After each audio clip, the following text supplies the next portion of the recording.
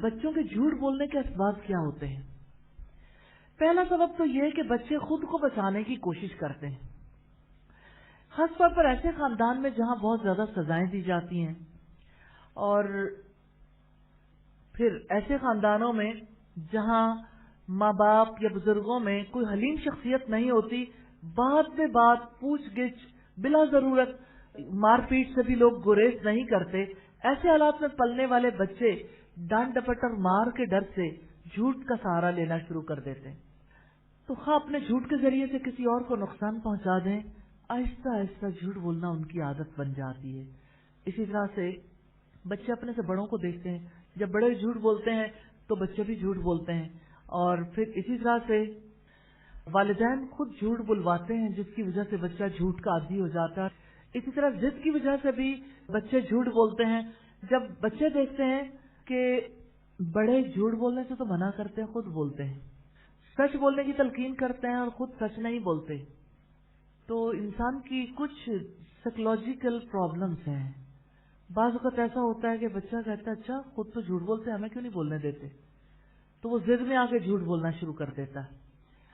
اور اسی طرح سے بعض اوقات غصے میں لوگ جھوٹ بولتے ہیں، انتقامی طور پر لوگ جھوٹ بولتے ہیں۔ پھر اسی طرح سے سم ٹائمز لوگ ذاتی کمائی اور فائدے کے لیے جھوٹ بولتے ہیں، دوسرے بچوں کے نسبت اپنے آپ کو بہتر ثابت کرنے کے لیے بھی بچے جھوٹ بولتے ہیں، اور سچ کے بارے میں صحیح کانسیپٹ نہ ہونے کی وجہ، مسکنسیپشن کی وجہ سے بھی جھوٹ بولتے ہیں۔ اور پھر اسی طرح سے جھوٹ بولنے کی جو بیماری ہے اس کے بارے میں یہ دیکھنے کی بھی ضرورت ہے کہ اس کا علاج کیسے کیا جائے۔ بچے کو جھوٹ بولنے کے اسباب سے محفوظ رکھا جائے، یعنی جتنے اسباب ہیں ان کو دور کرنے کی کوشش کی جائے، اور اگر وہ جھوٹ بولے تو اس کو جھوٹ بولنے سے روکا بھی جائے، اس کے نقصانات بھی بتائے جائیں، اور پھر اس کے لیے ماں باپ کو کچھ کام کرنے ناگزیر ہیں۔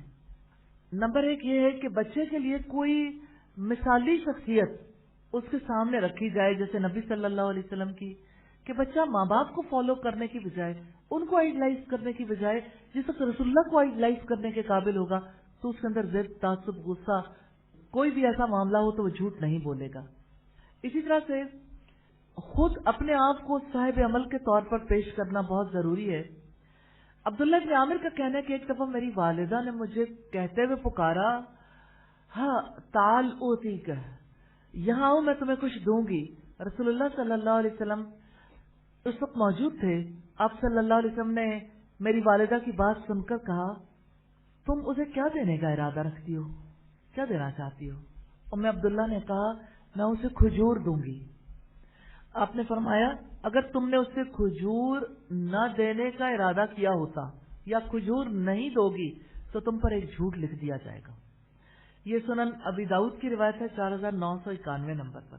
تو ہنسی مذاق میں بھی بچوں کے ساتھ جھوٹ نہیں بولا جا سکتا، اور پھر یہ کہ انعام کے لیے جھوٹے وعدے بھی نہیں کیے جا سکتے۔ سبحانک اللہم و بحمدک، نشہد ان لا الہ الا انت، نستغفرک و نتوب الیک۔